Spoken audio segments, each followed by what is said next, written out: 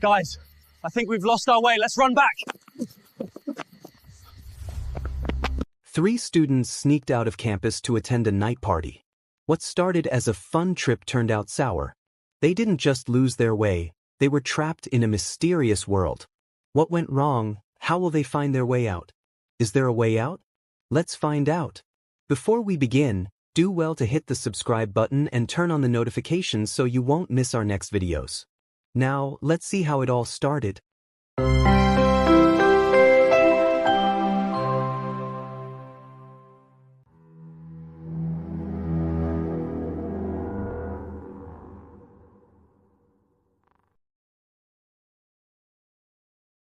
Fred stared at his phone, reading the message for the 3rd time.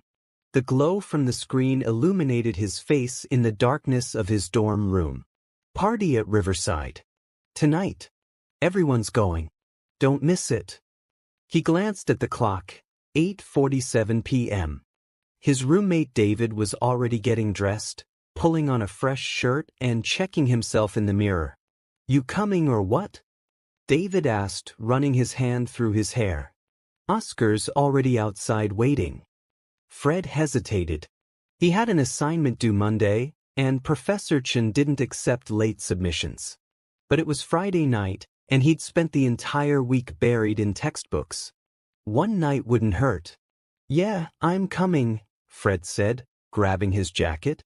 Outside, Oscar leaned against the wall near the campus gate, scrolling through his phone. He looked up as Fred and David approached, a grin spreading across his face. Finally. I thought you guys were going to bail on me. Never, David said, clapping him on the shoulder. How are we getting there? There's a guy with a car leaving in 10 minutes. He's got space for 3 more. The night air was cool, carrying the smell of rain that hadn't yet fallen. Students walked past them in groups, some heading to the library for late-night study sessions, others clearly dressed for their own Friday night plans. Fred felt a flutter of excitement mixed with unease. Riverside was about 40 minutes from campus, a neighborhood he'd never visited. Are you sure this party is legit? Fred asked. Oscar nodded. My cousin went there last month. Says the host throws these things regularly. Good music, good food, sexy girls. Nothing sketchy. A silver sedan pulled up near the gate, music thumping from inside. The driver, a guy Fred vaguely recognized from the engineering department, rolled down the window. You guys coming to Riverside? They climbed in, Oscar taking the front seat while Fred and David squeezed into the back with another student. The car pulled away from campus, leaving behind the familiar glow of streetlights and the safety of university grounds. The conversation in the car was loud and animated. Everyone was looking forward to the weekend, tired of lectures and assignments. The driver, whose name was Marcus, complained about his thermodynamics exam while the others laughed and shared their own academic horror stories. Fred watched the scenery change through the window. The well-lit streets near campus gave way to darker roads lined with small shops and residential buildings. Then those two began to thin out, replaced by stretches of undeveloped land and the occasional cluster of houses. How much farther? David asked. 20 minutes, maybe less, Marcus said, turning up the music. Fred pulled out his phone to check the location, but his signal was weak. 2 bars, then 1. He tried to open his Maps app, but it kept loading without displaying anything useful. He glanced at David, who was joking with the other passenger, completely relaxed. The road grew narrower. Trees pressed in from both sides, their branches creating a canopy that blocked out the moonlight. Fred couldn't shake the feeling that they'd been driving for longer than 20 minutes. Are you sure this is the right way? He asked, leaning forward. Marcus glanced at his phone mounted on the dashboard. GPS says so. Should be coming up soon. They drove past a weathered sign that read, Riverside, 5 kilometers. Fred relaxed slightly. At least they were going in the right direction. Then the car's engine sputtered. What was that? Oscar asked. Marcus frowned, tapping the fuel gauge. That's weird. I filled up this afternoon. The engine coughed again, and the car began to slow. Marcus pulled over to the side of the road, the headlights illuminating nothing but dense forest ahead. He turned the key, trying to restart the engine. Nothing. Not even a clicking sound. "You've got to be kidding me," the other passenger muttered. They all climbed out. The silence was immediate and oppressive, broken only by the sound of crickets and the rustle of leaves in the wind. Marcus popped the hood and stared at the engine, though it was clear he had no idea what he was looking at. "Anyone know anything about cars?" he asked. No one responded. David pulled out his phone, the screen casting a pale blue light on his face. No signal. "Anyone else?" They all checked. Nothing. "There was a house about 2 kilometers back," Fred said. "Maybe we can walk there and ask to use their phone." "Or we keep walking forward," Oscar suggested. "The party can't be too far. Someone there will have jumper cables or know a mechanic." Marcus looked between them, then back at his dead car. "I'll stay here. Can't leave it unlocked in the middle of nowhere. You guys go ahead and send help back." It was decided. Marcus would wait with the car while the rest of them walked to Riverside. They grabbed their bags, turned on their phone flashlights even though the batteries were already draining, and started walking down the dark road. The road seemed to stretch endlessly before them. Fred walked between David and Oscar, with the other passenger, a quiet guy named James, trailing slightly behind. Their footsteps echoed in the silence, punctuated by nervous laughter and half-hearted jokes. "This is like the start of a horror movie," James said. "Don't say that," David replied, but he was smiling.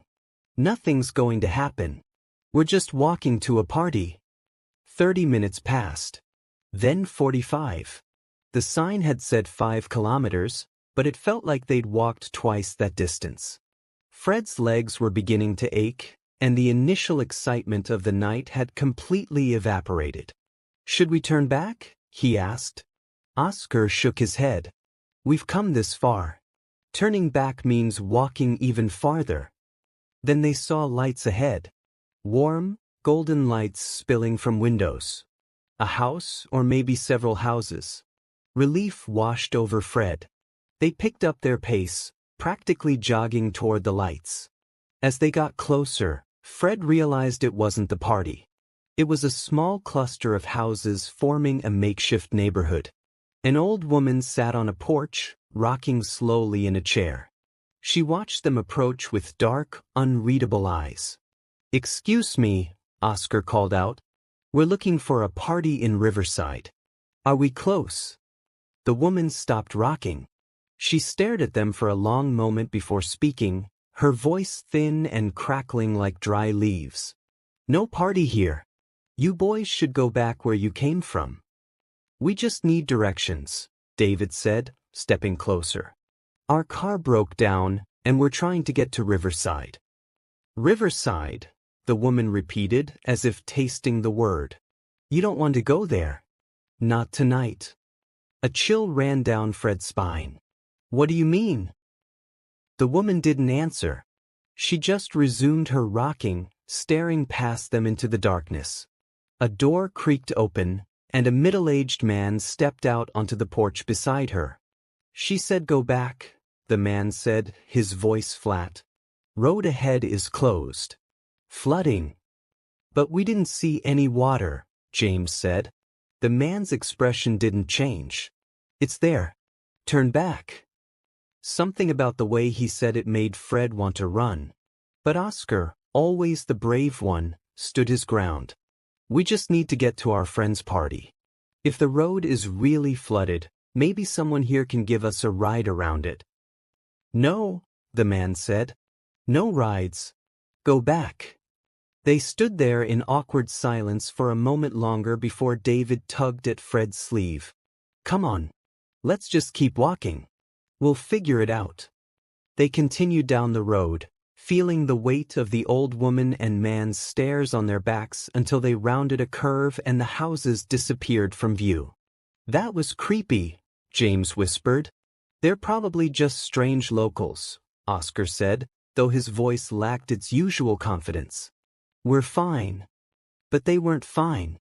The road ahead split into two paths, neither of which had any signs. One curved left toward what looked like more forest. The other went right, toward open fields barely visible in the darkness. "Which way?" Fred asked. No one had an answer. They stood at the fork in the road, their phone flashlights growing dimmer by the minute. David tried his Maps app again, but there was still no signal. "We should have turned back when that woman warned us," Fred said. "Warned us about what?" "Flooding we haven't seen," Oscar replied. "We're overthinking this. Let's just pick a direction and commit to it." "Right looks more open," James suggested. "Less chance of getting lost in trees." It was weak logic, but no one had anything better. They took the right path, walking across the edge of an empty field. The grass was overgrown, brushing against their legs as they walked. In the distance, Fred thought he saw lights again, but when he blinked, they were gone. 20 minutes later, they reached another cluster of buildings. But these weren't houses. They were old structures, possibly abandoned, with broken windows and crumbling walls. A rusted sign leaned against one of them, Riverside Industrial Complex, established 1982. "This doesn't look like a party spot," David muttered. They walked between the buildings, their footsteps crunching on broken glass and debris. Fred's heart pounded in his chest. Every shadow seemed to move, every sound amplified in the stillness. Then they heard music. Faint but unmistakable. Electronic bass thumping in a steady rhythm. "There," Oscar said, pointing toward a large warehouse at the far end of the complex. "That's got to be it." They hurried toward the sound, relief flooding through them. As they got closer, they could see lights flickering through the warehouse windows, the silhouettes of people moving inside. Oscar pulled open the heavy metal door, and they stepped inside. The music stopped. The warehouse was not hosting a party. It was completely empty except for a few broken crates and a single light bulb swinging from the ceiling. There were no people. No music. Nothing. "What the—" David trailed off, looking around in confusion.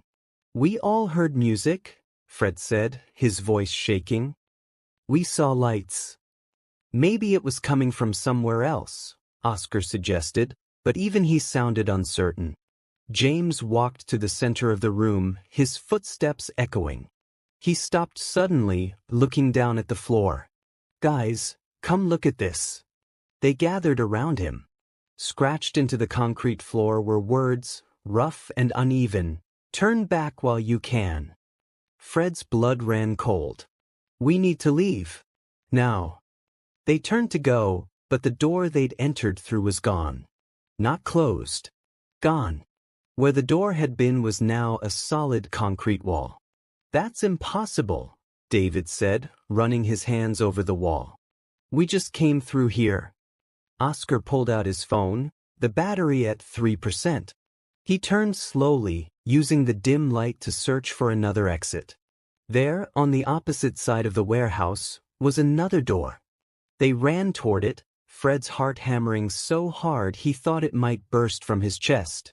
The door opened easily, revealing a long corridor lined with more doors, each one identical to the last. Fluorescent lights flickered overhead, casting the hallway in sickly green light. "This isn't real," James whispered. "This can't be real." "We're just disoriented," Oscar said, though his voice trembled. "We'll find a way out." They walked down the corridor, trying doors at random. Most were locked, but a few opened to reveal empty rooms or rooms filled with old machinery. None led outside. Then Fred's phone buzzed. Impossible. He had no signal. But there it was, a notification. A message from an unknown number. You shouldn't have ignored the warnings.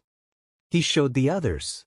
David's phone buzzed next, then Oscar's, then James's. All the same message.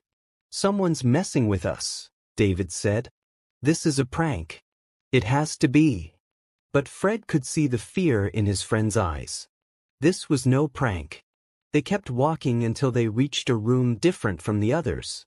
Inside was a table with 4 chairs, and on the table were their wallets, their student IDs laid out in a neat row. How? Oscar picked up his wallet, checking inside. Everything was there. I had this in my pocket. A sound echoed through the corridor behind them. Footsteps. Slow, deliberate footsteps coming closer. They ran. Down hallways that seemed to shift and change, through doors that led to more doors, past rooms that made no sense. A room filled with water up to the ceiling. A room where the walls were covered in photographs of them, taken throughout the night without their knowledge. A room where their own voices played on a loop. This is like the start of a horror movie. Finally, they burst through a door and found themselves outside. But not where they'd started. They were on a cliff overlooking a river, the water rushing far below. Behind them, the warehouse was gone. They stood in an empty field under a starless sky. Where are we? James asked, his voice breaking. Fred looked around desperately. In the distance, he saw lights. Real lights. A town or city he couldn't tell. But it was civilization. There, he said, point. We run for those lights. They ran. The field seemed to stretch forever. No matter how fast they ran, the lights in the distance never seemed to get closer. Fred's lungs burned, his legs ached, but he didn't stop. None of them did. Behind them they heard sounds. Not footsteps anymore. Something else. Whispers and voices that sounded almost like their own, calling their names. Don't look back, Oscar gasped.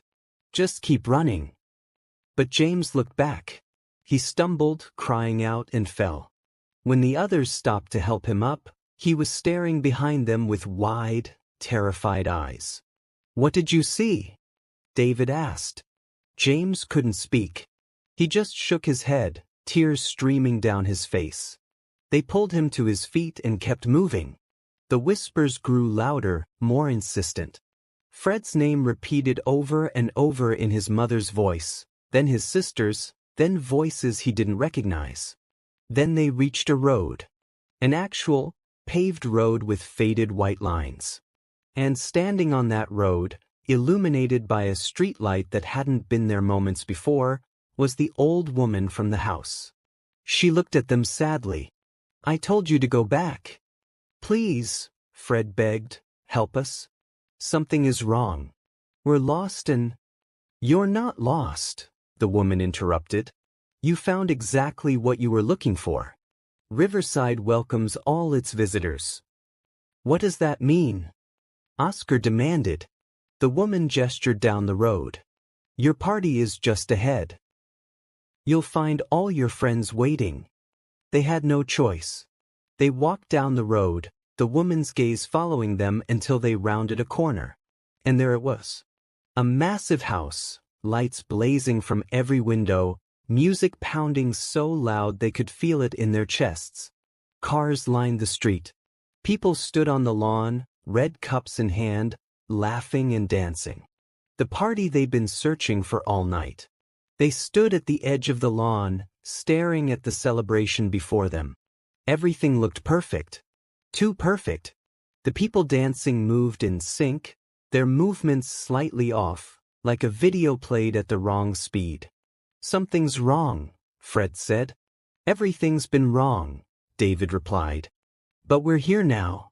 Maybe if we just play along, we can find someone with a working phone, call for help, and get out of here. They approached the house. Students brushed past them, smiling but not quite looking at them. The music was loud but strangely hollow, as if it was coming from underwater. Fred caught glimpses of faces he recognized from campus, but when he tried to focus on them, they would turn away or disappear into the crowd. Inside the house, the party continued in every room. The air smelled of smoke and something sweeter, almost sickly. Oscar grabbed Fred's arm, pointing to the far wall. There, hung like decorations, were photographs. Dozens of them. All showed the same thing. Groups of young people at this exact party, smiling for the camera.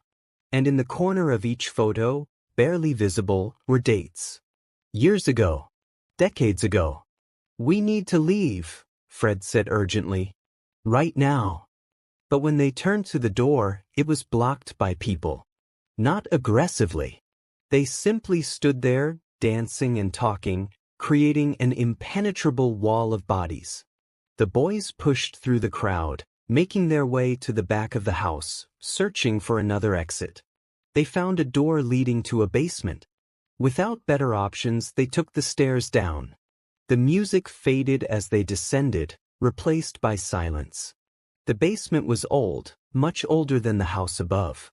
Stone walls dripped with moisture, and the air smelled of earth and decay. At the center of the room was a well, and leaning over it, looking down into the darkness, was Marcus. "Marcus!" David called out. "What are you doing here? You were supposed to wait with the car." Marcus turned slowly. His eyes were empty, unfocused. When he spoke, his voice sounded distant. "I waited. Then I followed. The road led me here. The road always leads here." "What are you talking about?" Oscar asked. "Riverside," Marcus said. "It's not a place. It's a trap. For people like us. People who don't listen to warnings. People who think they know better." From the well came a sound. A deep, resonant humming that made Fred's teeth ache. The water inside began to glow with a faint blue light. "Everyone who comes to the party ends up here eventually," Marcus continued. "This is where it happens. This is where you choose." "Choose what?" Fred demanded. "To stay or to forget." The well's glow intensified. Images began to form in the light. Fred saw himself on campus, attending classes, studying in the library. But something was off. His movements were mechanical, his expressions blank. It was him, but not him. "Those who choose to leave go back," Marcus said. "But they're not the same. Part of them stays here. Part of them feeds the river." "And those who stay?" David asked, though Fred could see he didn't really want to know the answer. Marcus smiled, and it was the saddest thing Fred had ever seen. "They keep the party going. Forever." The three boys stood in the basement, processing Marcus's words. Above them, the party continued, the bass thumping through the floorboards. Below them, the well hummed its ancient song. "There has to be another way," Fred said. "We're not choosing either of those options." "There is no other way," Marcus replied. "I've been here before. Many times. I just don't remember until I'm back." James, who had been silent since his breakdown in the field, suddenly spoke. "The old woman. She tried to warn us. Maybe she can help us." Oscar shook his head. "She's part of this. Everyone here is part of this." "But she was different," James insisted. "She looked sad. Like she didn't want us to end up here." Fred thought back to the woman's face, the way she'd rocked in her chair, the resignation in her voice. Maybe James was right. Maybe she was trapped too, forced to watch as new victims ignored her warnings night after night. "We need to get out of this basement first," David said practically. "Then we figure out the rest." They moved toward the stairs, but the door at the top slammed shut. The well's humming grew louder, more insistent. The blue light began to pulse, matching the rhythm of the music above. "You have to choose," Marcus said, his voice taking on a strange echo. "That's the rule.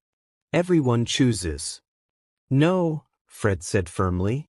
"We don't accept your rules. This is our lives, our futures. And we're taking them back." He didn't know where the words came from, but as he spoke them, something shifted. The humming from the well faltered, just for a moment. The light dimmed. Oscar picked up on it immediately. He's right. We don't belong to this place. We don't belong to Riverside. We're leaving and we're taking James, David, and Marcus with us. They joined hands, forming a circle. It felt ridiculous, like something from a movie, but it also felt right. They spoke together, their voices gaining strength. We reject this choice. We reject this place. We're going home. The well's light flared, blindingly bright. The basement shook. From above came screams, not of fear but of rage. The party didn't want to let them go. Keep going. Fred shouted. Don't stop. They repeated the words again and again, and with each repetition, the shaking grew worse. Cracks appeared in the stone walls. The door at the top of the stairs splintered and broke open. Run! David yelled. They bolted up the stairs, Marcus stumbling along with them. The house around them was falling apart. The people at the party had stopped dancing and were turning toward them, their faces twisted with anger. But the boys didn't stop. They pushed through the crowd, knocking over tables and shoving past bodies that felt less and less solid with each step. They burst through the front door into the night. The house behind them collapsed inward, the sounds of the party cutting off abruptly.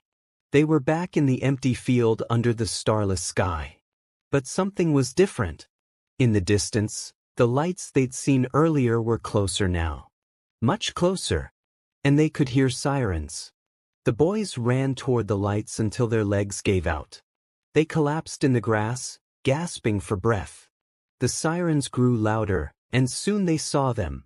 Police cars, their red and blue lights cutting through the darkness. An officer jumped out of the first car, running toward them. Are you the boys from the university?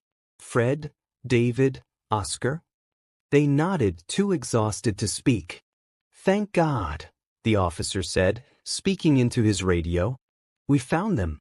All 5 of them. Fred looked around. James and Marcus were with them, both looking as confused and traumatized as Fred felt. More officers arrived, along with paramedics. They were wrapped in blankets, checked for injuries, given water. The questions came rapid fire. Where had they been? What happened? Why did they leave the road? Fred tried to explain about the party, the warehouse, the well, but the words sounded insane even to his own ears. The officers exchanged glances that said they thought the boys had been drugged or were suffering from exposure. Son, one officer said gently, you've been missing for 3 days. Your car was found abandoned on Route 7.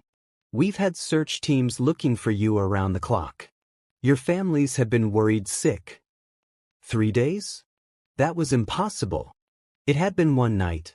Long and terrible, but still just one night. The house, Oscar said hoarsely. The party house. Did you find it? The officer shook his head. There's no house out here. Just empty fields and the old Riverside Industrial Complex, which has been abandoned for years. You're lucky you didn't get hurt in there. Place is ready to collapse.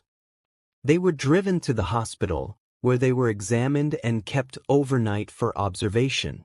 Their families arrived, crying and hugging them, asking questions the boys couldn't answer. How could they explain what had happened when they didn't understand it themselves? The next morning, Fred found Oscar and David in the waiting room. Marcus and James had already been released to their families. The 3 friends sat together in silence for a long moment before Fred finally spoke. Did that really happen? I don't know, David admitted. My memories of it are already starting to fade. Like a dream. Not a dream, Oscar said. Look. He held up his phone. Despite having been dead when they entered the warehouse, it now had power. And in his photo gallery was a single image none of them remembered taking. The 4 of them, plus James, standing in front of a house with lights blazing from every window. In the corner of the photo was a date stamp. Friday night, the night they'd left campus. And in the background, barely visible through one of the windows, was the old woman, staring directly at the camera. The boys returned to campus the following week.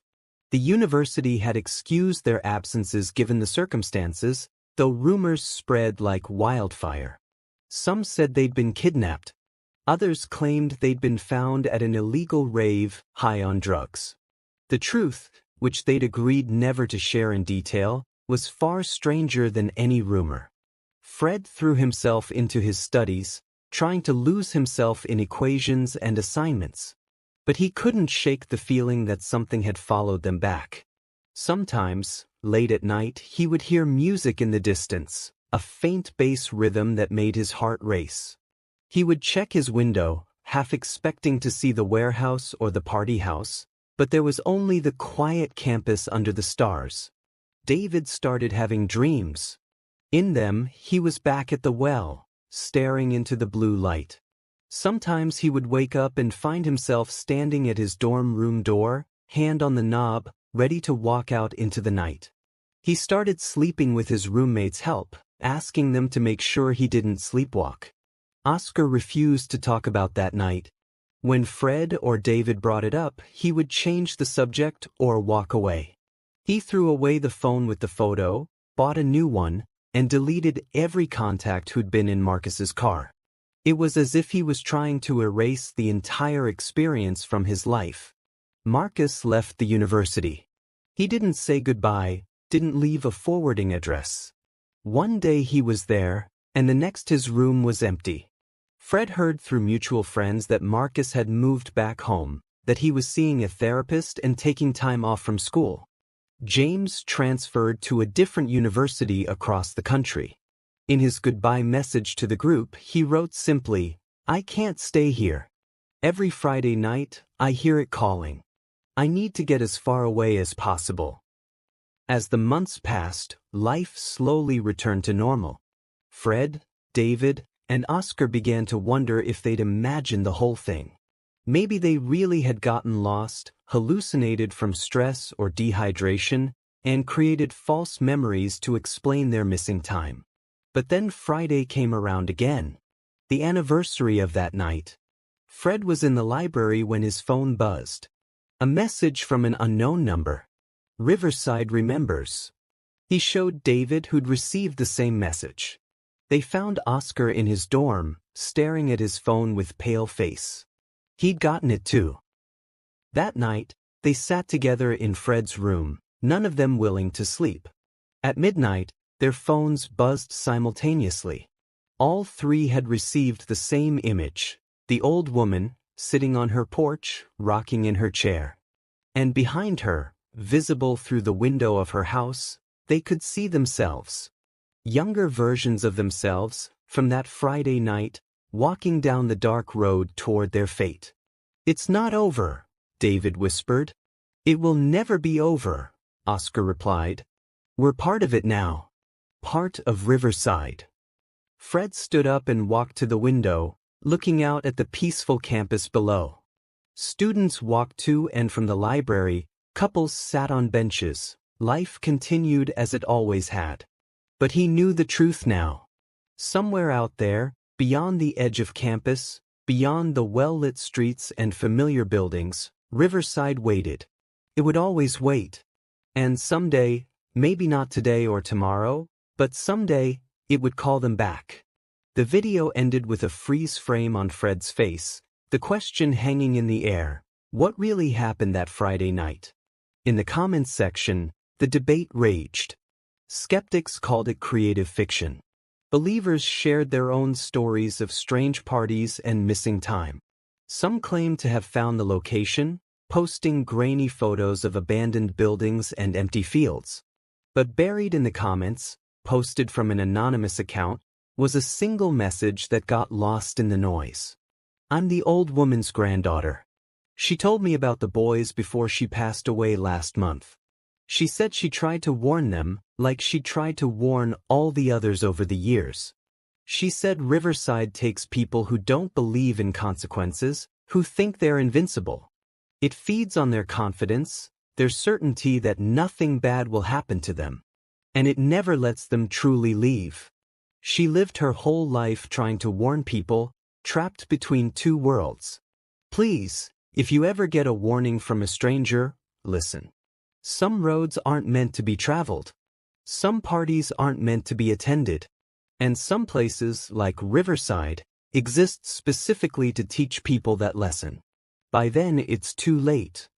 The comment received 3 likes and no replies before the thread moved on to other topics. But somewhere, in a dorm room on a university campus, 3 young men read those words and felt a chill run down their spines. Because they knew. They knew it was true. And they knew that come next Friday, when the sun set and the night grew dark, they would hear it again. The distant sound of music, the whisper of their names, the eternal call of Riverside. And that is the end of the story. If you enjoyed this video and you've learnt any lesson in this video, do well to hit the like button, subscribe to our channel for more videos as this, and share this video. It might just save a student on campus. Lastly, do well to let us know where you are watching this amazing video from. Until next time, stay safe out there. Merry Christmas!